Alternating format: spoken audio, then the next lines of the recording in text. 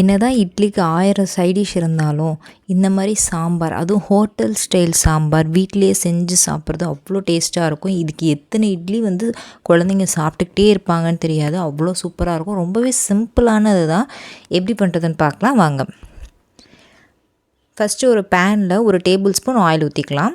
Oil நல்லா heat ஆகணும். முடிஞ்ச வரைக்கும் நல்லெண்ணெய் ஊற்றினா டேஸ்ட் நல்லாயிருக்கும். கடுகு ஒரு டீஸ்பூன் ஆட் பண்ணிக்கலாம். உளுந்தம்பருப்பு ஒரு டீஸ்பூன்.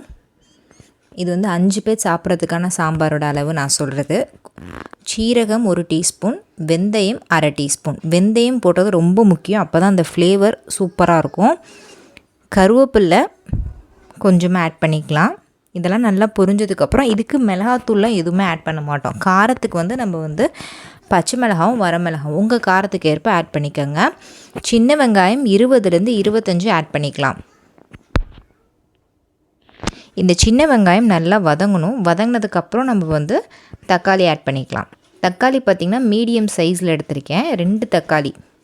இந்த தக்காளி இதெல்லாம் நல்லா வதங்கிறதுக்காக கல்லுப்பு ஆட் பண்ணிக்கிறேன். இந்த சாம்பாருக்கு தேவையான கல்லுப்பு. இது வந்து காய்கறி தான் போட்டு பண்ணணும்னு அவசியம் இல்லை, காய்கறி இல்லாமல் கூட பண்ணலாம். நான் சும்மா இன்றைக்கி அந்த இனிப்போட ஃப்ளேவர் கொடுக்கணுங்கிறதுக்காக கேரட் மட்டும் ஆட் பண்ணிக்கிட்டேன். இதுக்குள்ள நீங்கள் கேரட்டு, கத்திரிக்காய், உருளைக்கிழங்கு, பூசணிக்காய் எந்த காய் வேணாலும் நீங்கள் இதில் ஆட் பண்ணிக்கலாம். சூப்பராக இருக்கும். பெருங்காயத்தூள் ஒரு டீஸ்பூன், மஞ்சத்தூள் ஒரு டீஸ்பூன் ஆட் பண்ணிவிட்டு நல்லா மிக்ஸ் பண்ணி விட்டுருங்க. இதில் வந்து நம்ம வீட்டில் அரைச்ச சாம்பார் பவுடர் இருந்தால் டேஸ்ட்டு சூப்பராக இருக்கும். கடையில் வாங்கினதாக இருந்தாலும் நல்லாயிருக்கும். சாம்பார் பவுடர் ஒரு டேபிள் ஸ்பூன். சப்போஸ் என்கிட்ட சாம்பார் பவுடர் இல்லை அப்படின்னா மிளகாத்தூள் ஒரு டீஸ்பூன், மல்லித்தூள் ஒரு டீஸ்பூன் ஆட் பண்ணிக்கோங்க. சீரகத்தூள் 1/2 டீஸ்பூன் ஆட் பண்ணிக்கோங்க. சாம்பார் தூள் இல்லைன்னா நான் சொல்கிறேன், அதுக்கான ஆப்ஷனல். சின்ன சைஸ் புளி, இதில் தண்ணி ஊற்றி நல்லா கரைச்சி எடுத்துக்கலாம். புளியை நல்லா தண்ணியில் கரைச்சி அந்த புளி தண்ணியை ஆட் பண்ணிக்கோங்க. அந்த புளி தண்ணியிலே வந்து இந்த மசாலாஸ் எல்லாம், இந்த காய்கறி எல்லாமே வந்து நல்லா கொதிக்கணும். அப்போ தான் இந்த ஹோட்டல் ஸ்டைல் அந்த சாம்பாரோட டேஸ்ட் அப்படி இருக்கும்.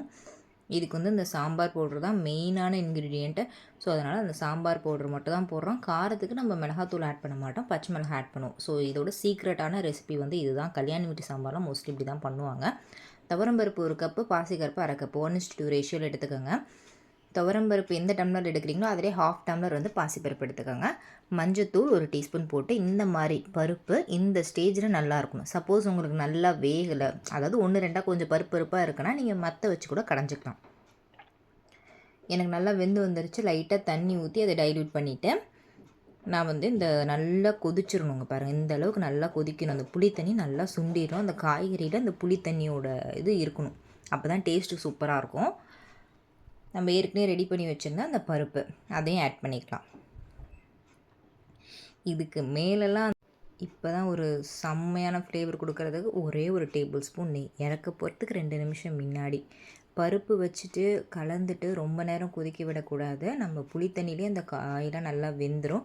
ஒரு 5 நிமிஷம் கொதி வந்ததுக்கப்புறம் நம்ம வந்து கொத்தமல்லி இலைகளை தூவி இறக்கிட்டோன்னா சூப்பரான டிஃபன் சாம்பார் ரெடி ஆகிடும். இதே ஸ்டைலில் நீங்கள் பண்ணி பாருங்கள். கண்டிப்பாக உங்கள் வீட்டில் இருக்கவங்களாம் 2 இட்லி சாப்பிடுவாங்கன்னா இந்த சாம்பாரை ஊற்றினா 4 இட்லி சாப்பிடுவாங்க. அவ்வளோ டேஸ்ட்டாக எம்மியாக இருக்கும், சூப்பராக இருக்கும். ஸோ கண்டிப்பாக ட்ரை பண்ணி பார்த்துட்டு எப்படி இருந்துச்சுன்னு கமெண்ட் பண்ணுங்கள். இந்த வீடியோ பிடிச்சிருந்தா லைக் பண்ணிக்கோங்க, சப்ஸ்கிரைப் பண்ணிக்கோங்க, நோட்டிஃபிகேஷன் பெல் ஐக்கானை கிளிக் பண்ணிக்கோங்க.